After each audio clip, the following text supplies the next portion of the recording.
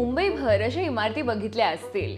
यांना art deco स्टाईलच्या buildings म्हणतात. मरीन लाईन्स, दादर, माटुंगा या भागात तुम्हाला या आर्ट डेको बिल्डिंग्स हमखास बघायला मिळतील. यातल्या बऱ्याच इमारतींमागे होते वास्तुविशारद गजानन भाऊराव म्हात्रे, ज्यांना जी.बी. म्हात्रे म्हणून सुद्धा ओळखलं जातं. 1920-30 या काळामध्ये बांधल्या गेलेल्या या इमारती त्यांचे रंग, जॉमेट्रिक पॅटर्न्स, अनोखे फ्लोरिंग, ग्रिल्स यामुळे उठून दिसतात. RCC म्हणजेच रिइन्फोर्स्ड सिमेंट कॉन्क्रीट याच्या निर्मितीमुळे आता इमारतींना गोल कोपरे देणं शक्य झालं आणि याच इमारतींमुळे मुंबईला एक आधुनिक लुक आला. आणि गजानन म्हात्रेंनी या आर्ट डेको चळवळीतल्या अनेक इमारती डिझाईन केल्या. त्यांचं शिक्षण जे स्कूल ऑफ आर्ट्स मध्ये झालं. ते अनुभव घ्यायला इंग्लंडला गेले, पण भारतात परत आले.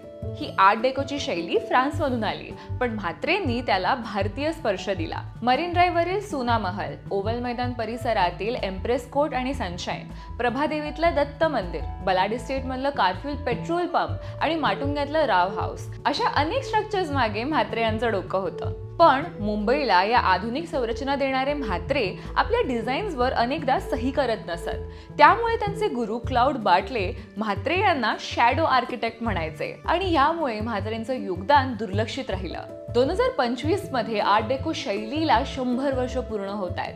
ओव्हल मैदानाजवळ असलेल्या आर्ट डेको बिल्डिंग्स आज युनेस्को वर्ल्ड हेरिटेज साइट्स आहेत. या काळामध्ये मुंबई वेगाने बदलली आहे. दररोज नवनवीन इमारती उभ्या राहत आहेत. पण स्टाईल बद्दल बोलायचं झालं तर आर्ट डेको आणि जी.बी. म्हात्रे यांच्या कामाला कोणतीच तोड नाहीये.